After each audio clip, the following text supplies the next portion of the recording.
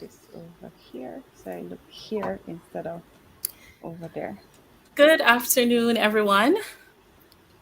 Hello, welcome to the third in a series of interviews for the Resilient Islands Project. Thank you so much for joining us.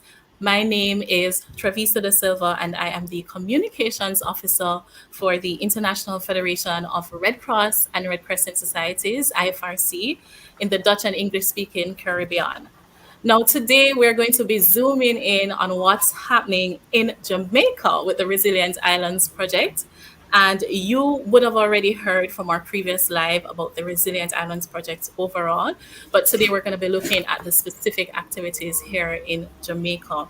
So, the Resilient Islands Project started in 2018, and the aim is to use coastal habitats to reduce risks and protect communities against the impacts of climate change. So the project is a partnership between the IFRC and the Nature Conservancy, TNC. And in Jamaica, it's being implemented by the Jamaica Red Cross, which of course is a member of the IFRC network. And of course, they are collaborating with the TNC to implement this amazing project. So, here to tell us today some more about this project and all the wonderful things happening in the community that they've selected for the project, we have Mr. Kevin Douglas, who is the project manager with the Jamaica Red Cross. Hi, We also have everyone. we also have Kimoy Tolok, who is the field officer with the project for the Jamaica Red Cross. And we also have Dr. Nathania Lumen. She is the climate change adaptation specialist with the Nature Conservancy. And we also have with us Miss Jessie Jordan, who is the disaster law officer with the IFRC, also here in the Dutch and English speaking Caribbean.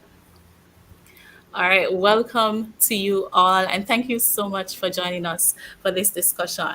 All right, so Kevin, we're going to start with you. Can you tell us about the Resilient Islands project in Jamaica, and why did you select that particular community that you're working with? Good. Hi, everyone.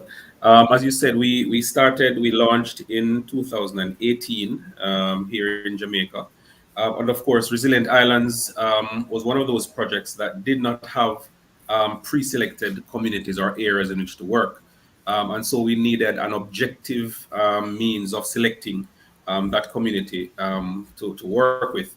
And so, of course, we partnered with our National Disaster Office, the Office of Disaster Preparedness and Emergency Management, which actually had an existing tool that could, that proved to be somewhat useful in helping us in this process. However, the tool at the time was limited in scope. There was very little environmental considerations, and it wasn't really a ranking tool of sorts. So the Resilient Islands project was able to partner with the ODPEM, and we were able to expand the scope of this tool. And very importantly, we actually got ecosystems to be one of the main pillars of this tool. And of course, the very usefulness of it has even expanded even beyond which we thought it would. And so, of course, where we started was we looked at the most vulnerable coastal communities. We actually started with 33 most vulnerable communities. And of course, we use the tool and we use filters, working with the government, working with other partners, and we narrowed that down to 8 communities. And then, of course, we undertook vast data collection, collecting various vulnerability data from all these communities, and basically input within the tool. And then this tool was able to objectively rank all these communities. And so that is how Old Harbour Bay was selected in a very objective way, focusing entirely on the vulnerability of that community.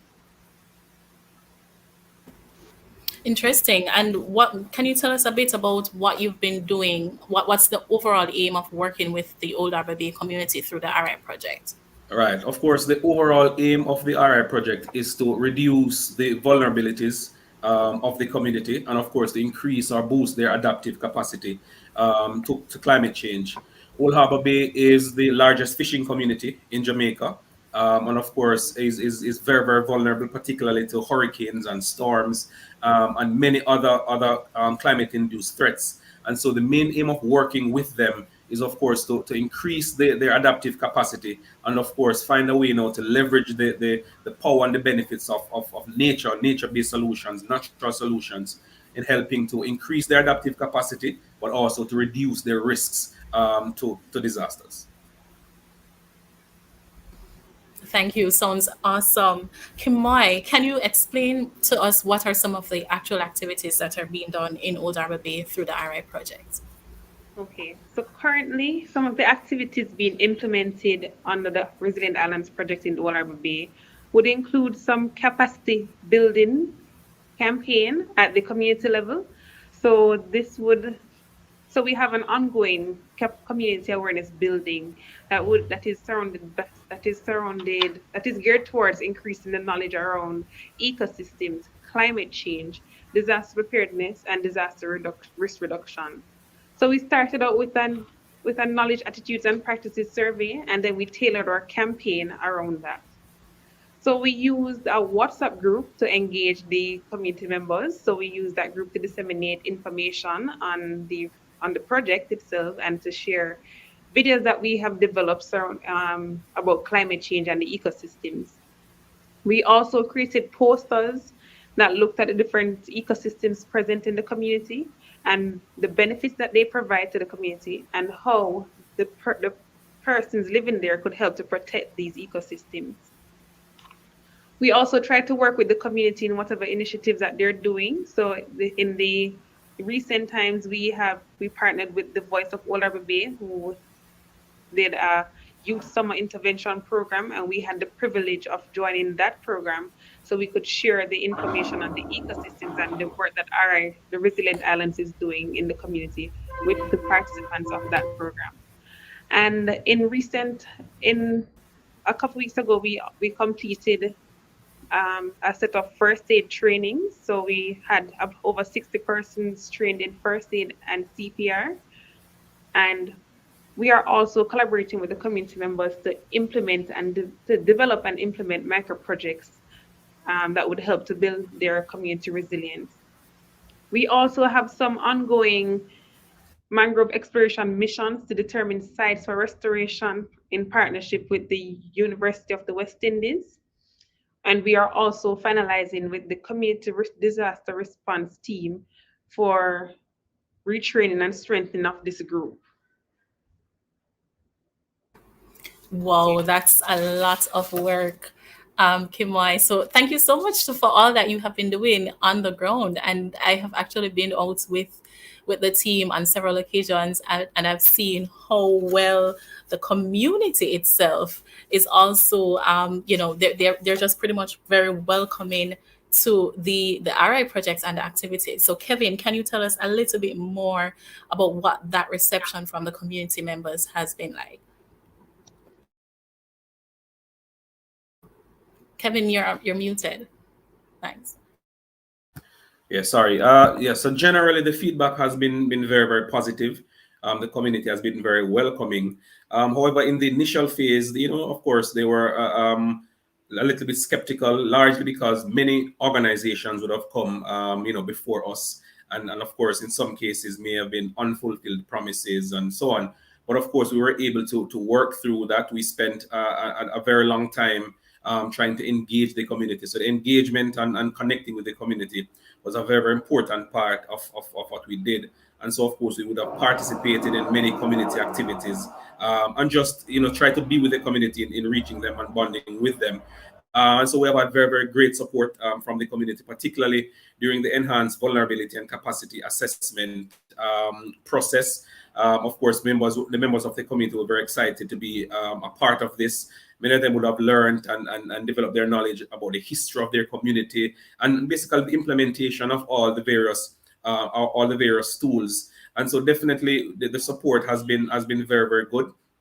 And of course, even with regards to the micro projects, for example, all of those would have come from the community. All the ideas would have come from the community. So in truth and in fact, we have tried to allow the Old Harbour Bay community to lead this resilient building process, while we simply try and accompany them and engage and empower them where we can. So overall, it has been very, very good for us.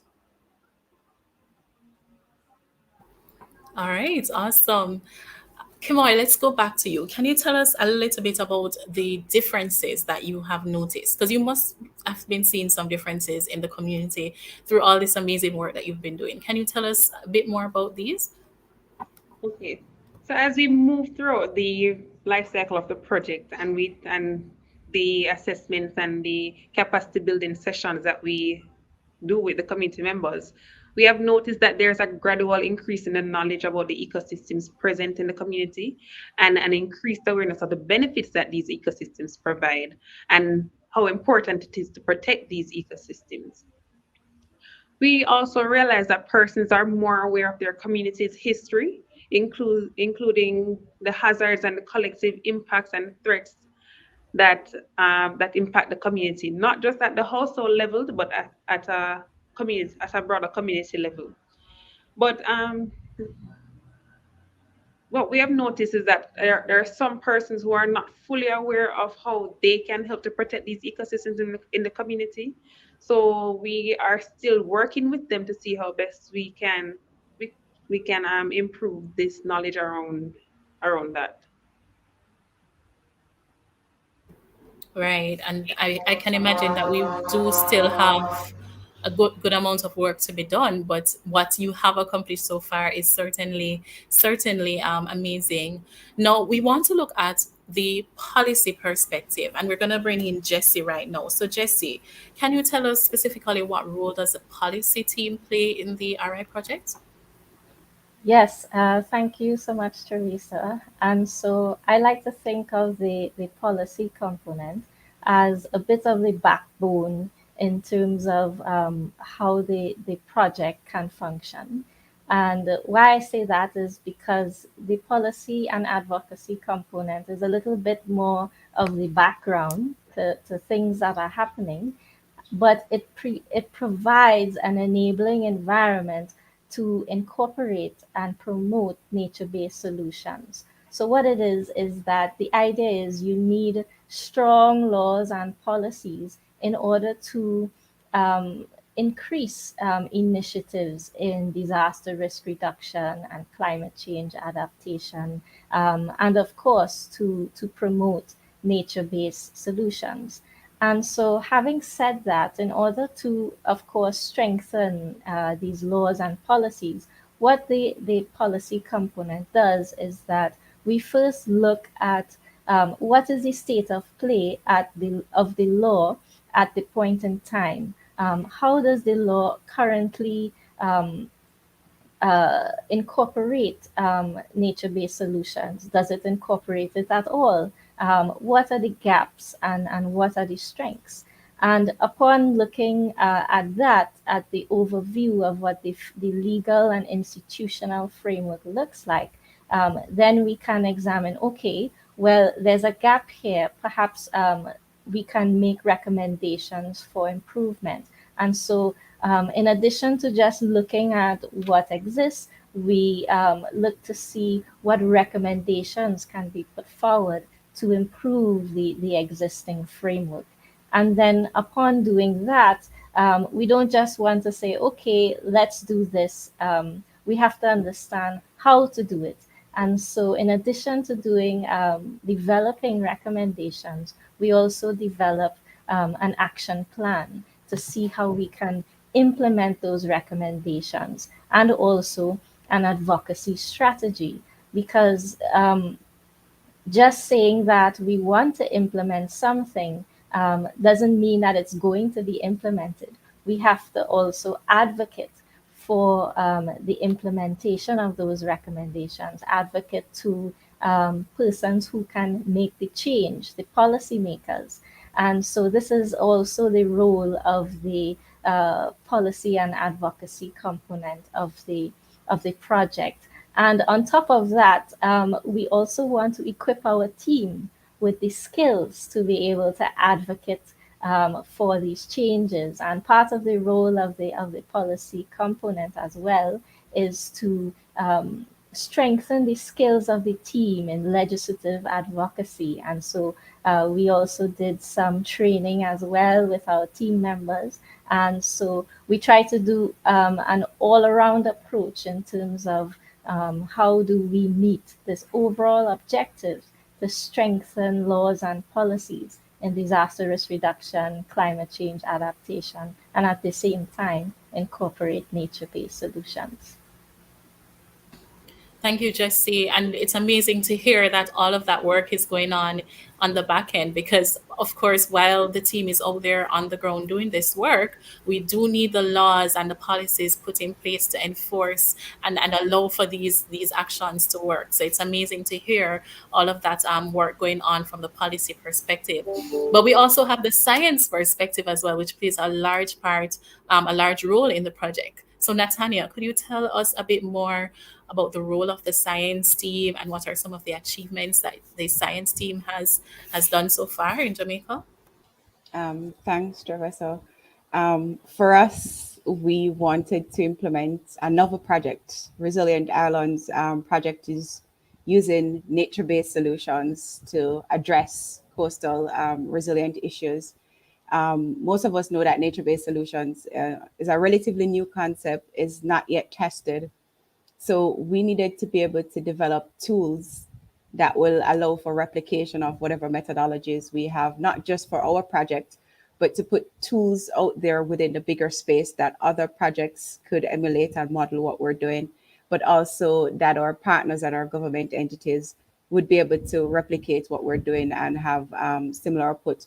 So the majority of our work looked specifically at identifying existing tools and methodological framework that will allow us to be able to do the assessments that are needed, assessments that will help us to identify the threats that are in the community, Old Harbor Bay, that we're working with, have a deeper understanding as the source of these threats. Are they climate change related? Are they disaster risk reduction related, disaster risk related, or are they anthropogenic? Are they human generated?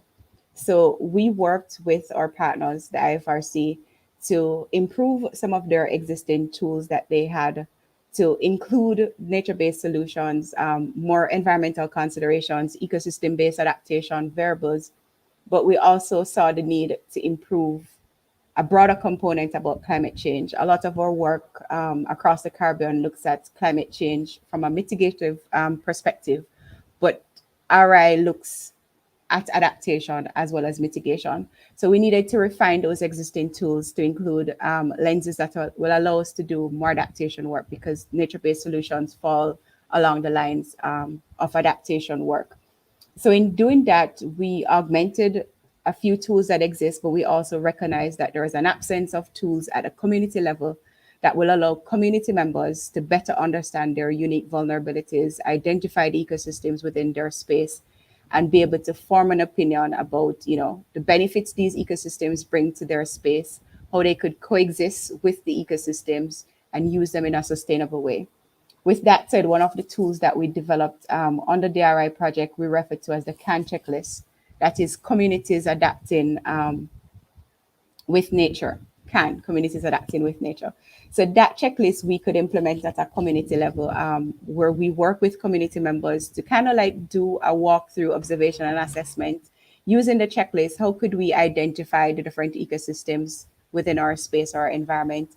Having identified these ecosystems, how could we look at the threats? What's the distribution of these ecosystems? What's the benefits they provide? Are they under threats? Do we have decrease in this area? Do we have an increase in these areas?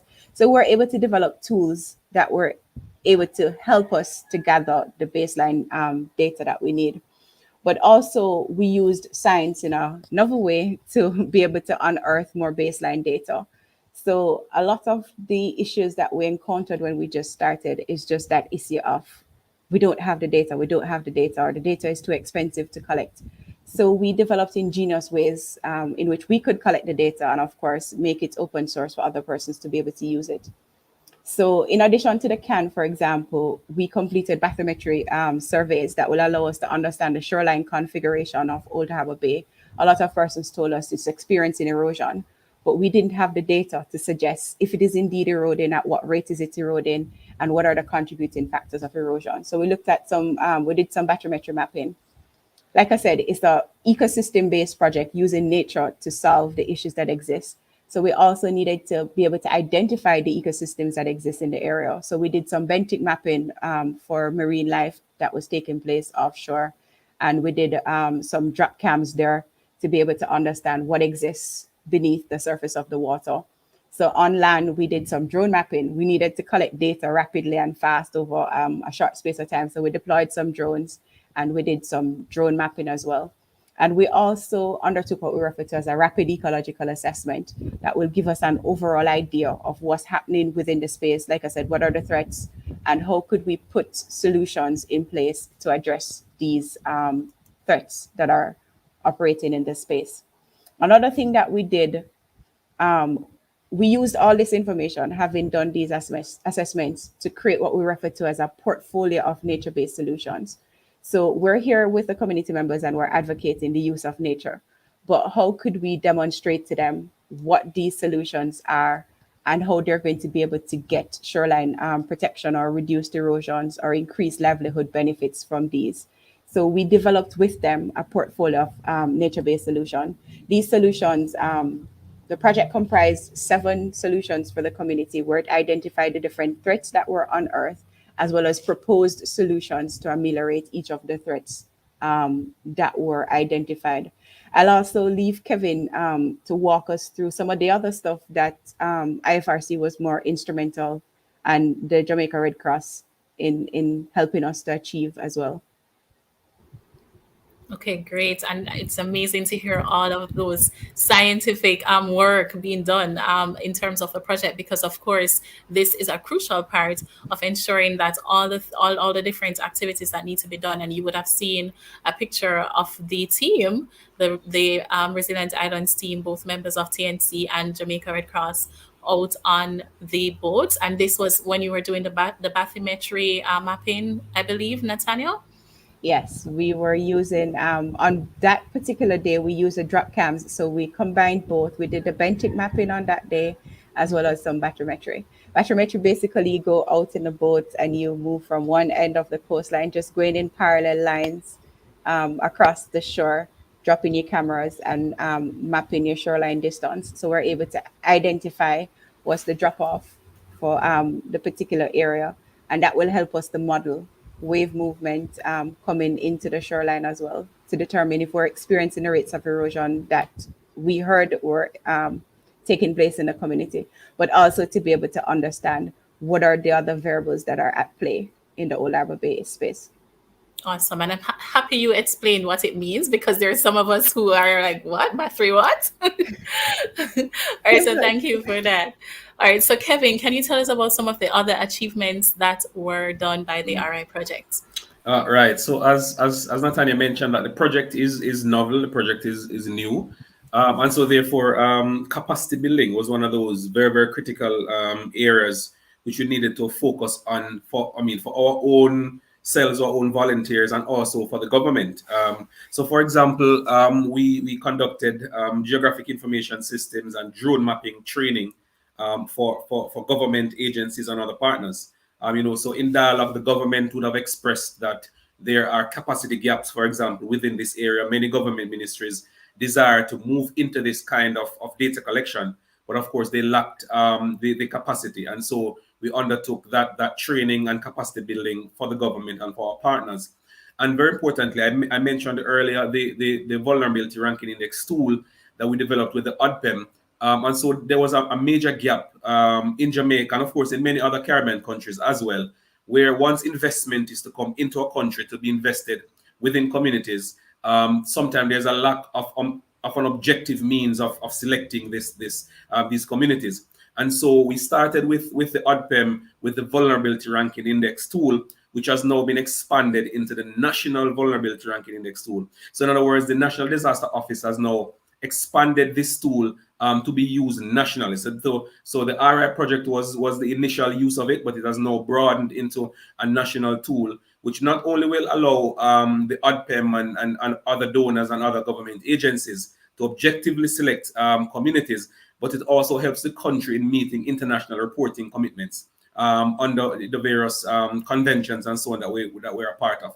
So definitely within the area of capacity building, also of our own Jamaica Red Cross volunteers and community members, building their capacity, for example, in collecting data, and all those areas have been certainly one of those main achievements for us, that we consider very critical. So the RI project is a trendsetter then. It's safe to say that. All right. So thank you for sharing with us some of the amazing things being done from both the policy and the science side of things. And we would have heard from Jesse about, some of the things being done in terms of the legislative advocacy training, and also the roadmap that's being done, and the action plan that's being done as well. Can you tell us a little bit more? Jesse, is there anything else you wanted to touch on from the policy perspective? Because I know earlier you mentioned the roadmap, but I know there was also a report that was prepared, a synthesis report. Can you tell us a little bit about more about that, and what are the implications for this report? Yes, thank you, Teresa. So the synthesis report is a huge milestone in the policy component of this project, and this is the report that brings together all the evidence relating to what is happening within the legal and institutional frameworks as it relates to nature-based solutions, climate change adaptation, and disaster risk reduction. So it brings together these components and tries to examine where are the opportunities where we can invest in nature-based solutions, and what should the law, how should the law accommodate this. And to do that, we use several tools to assess the law, and they are benchmarking tools. So on the disaster risk reduction side, we use what we call a checklist, which was developed by IFRC and also UNDP. And this checklist basically helps us to analyze the legal framework, and it's called the Checklist on Law and Disaster Risk Reduction. And then on the climate change adaptation side, we also use another tool. It's called the Climate tool, which was used to assess the framework in relation to climate change adaptation. And so together with all this information, we synthesized it into this, what we call the synthesis report for Jamaica. And it's based on this report that the roadmap was developed, right? Using the findings and recommendations Yes. from that report. So this roadmap will be used to do what exactly? So the roadmap is basically a complementary document to the synthesis report, which basically helps us to implement through strategies and actions the recommendations of the report. So we not only want to say what we should do, but we also want to say how it can be accomplished based on the resources that we have, and the particular framework that we're working with. Okay, awesome. So amazing things happening with the Resilient Islands project in Jamaica. You've all heard some of the things that are happening from the different perspectives.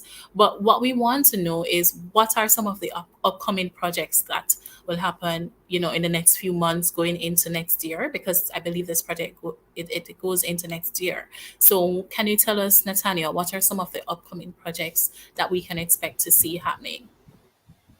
Thanks, Professor, for that. And this is the exciting part of the work, because having done all these assessments and these reports and stuff, is now time for us to demonstrate to the community members that we're not here doing the spiel that everybody else would have done, where we just mine the data and we do nothing.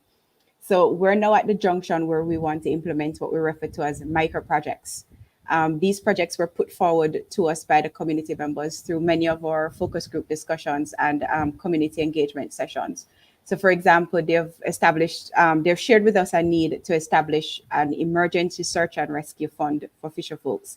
They deliberated with us, saying that in recent times they've lost a few lives because their persons get lost at sea. The Marine Police and the JCF and JDF persons are not as au fait with the fishing grounds the way they are. They know the grounds, they fish there all the time, year in, year out.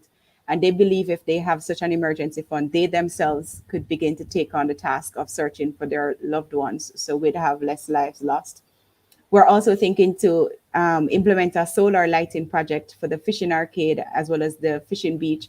So persons are able to stay within these spaces longer than sunset, as is now there is no lighting. And if we do have heavy rains or an overcast day, then it's pretty much difficult to carry on business in the fishing arcade because it gets pretty dark pretty easy. We're also thinking to put some life buoys out at the terminal beach where persons go for recreational bathing. They've expressed to us the need to have these markers to help the kids and the other persons who are not familiar with the shoreline configuration where the drop off point is so they could be able to swim and use the space in a safe way. They have also asked us to help them to set up a storage area so they could begin to store their plastics and set up a recycle project for them to be able to store and recycle plastic bottles and stuff.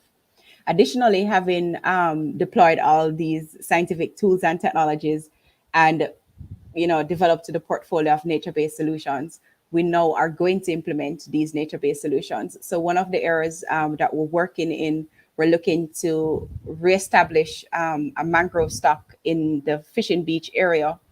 In this particular area, the hydrology was disturbed. So we want to be able to go in and restore the hydrology, pull up those material that have been dumped over time by repeat hurricane events. We've also have overwashing of a good percentage of sand. So we want to be able to scrape the area, remove the sand, basically allow the hydrology to flow. So we have the fresh water coming in to provide a natural growth environment for our mangroves to be able to restore. And while know the benefits of our mangroves, there are nursery habitats for juvenile fish and other marine areas, but they also provide infrastructure and shoreline protections for us.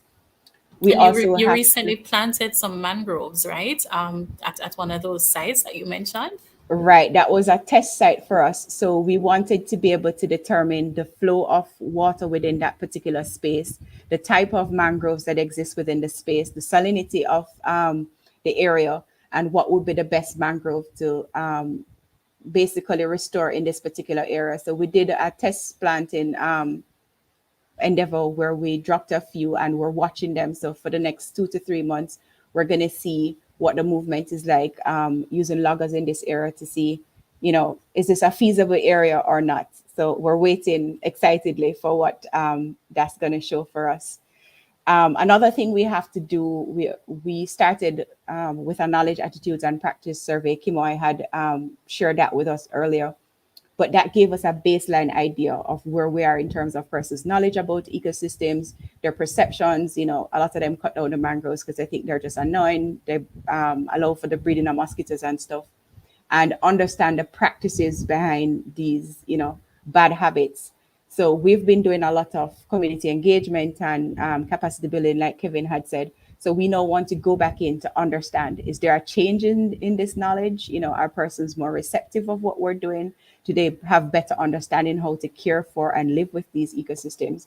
So we need to go back and re-administer that cap so we could have an end line to see if we've achieved our targets, if there's more work to be done, and what are the areas we need to be doing this kind of work. And of course, we're seeking to continually build upon the partnerships that we have, because the important part of this is sustainability. We can't come in and do, all this fantastic work, not have the enabling laws and policies like Jesse said, but also important is the sustainability, the community ownership. They need to own it. They need to feel as if this is theirs, this is their community, this is for our benefit. So when RI departs from the community, they need to be able to have all the resources and the communication with the stakeholders and the partners that are on the ground so they could continue what we're doing. I think the final thing that we're going to do is we're also retraining and re-equipping our community emergency response teams. They're referred to as CERTs. They act as first responders if and when we have hazard events like hurricanes, and they work in partnership with the ADPEM. Over the years, they've lost touch with this core team of persons that act as the first responders. So we're setting up a system. We're going to retrain these persons, get them recertified, reestablish that network so they're up and running and they're able to provide that ongoing assistance to community members, but also act as a resource for ODPEMs in the event other communities wanted to rely on them to provide that response across communities.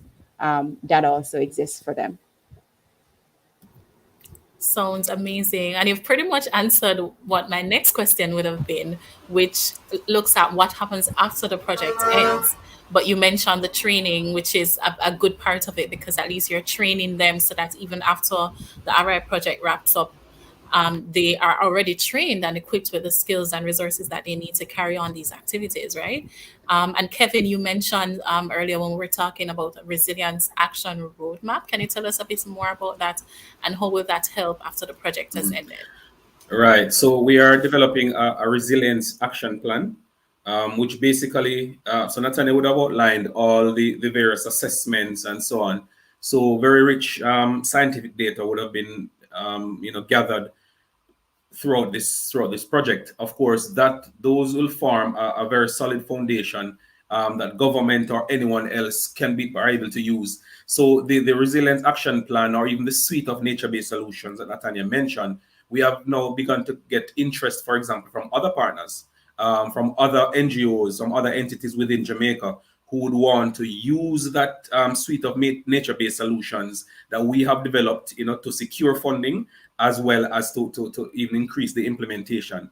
Additionally, the Jamaica Red Cross has received funding support from the USAID Bureau for Humanitarian Assistance for an ecosystem disaster risk reduction project, which of course aims to focus on a reach to reef approach, meaning that we want to work within the upper watershed community and as well as within the coastline.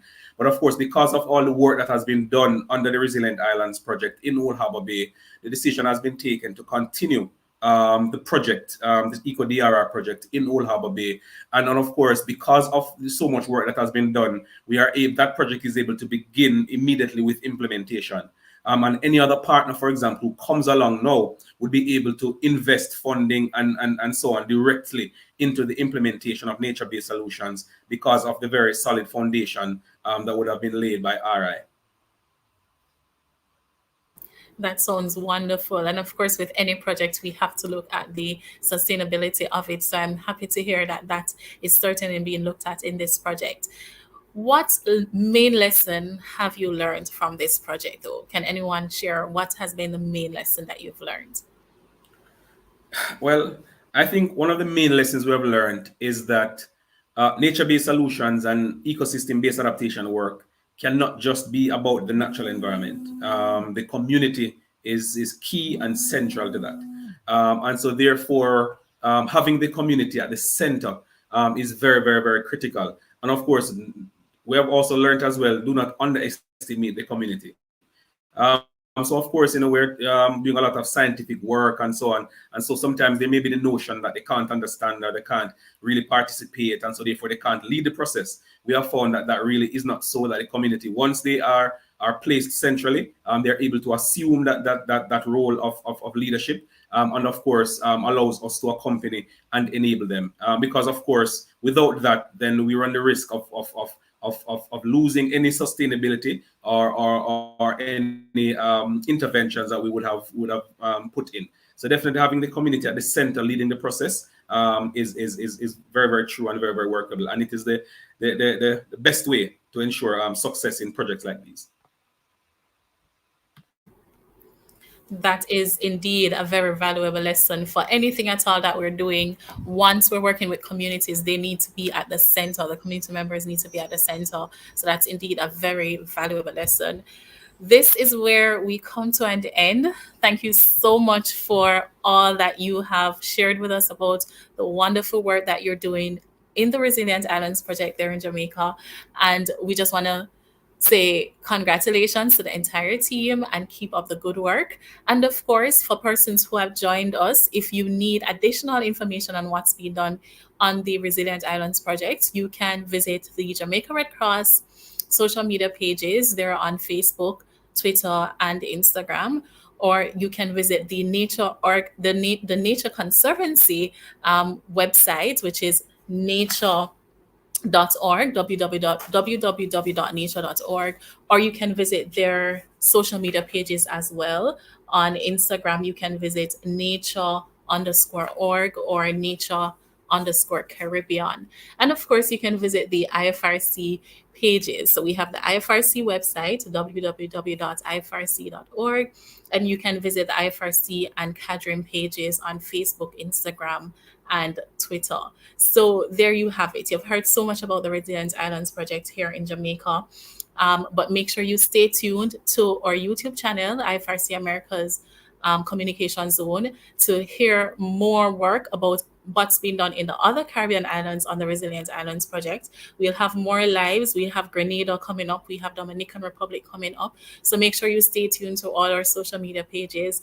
And also you can check out the IFRC Red Hearts podcast, because we will be sharing these on our podcast channel as well. If we also have a regional WhatsApp number that you can also reach out on. So it's 507-6370-9973. That's 507-6370-9973. So if you have any questions, any comments, feel free to send us your questions or your comments via WhatsApp or any of the channels I mentioned before. So thank you so much again for joining. Thank you to the team for being with us and sharing all this information. And let us remember that together, people and nature can work together to build resilient communities and, of course, reduce the impact of climate change. Thank you for joining us and have a pleasant afternoon.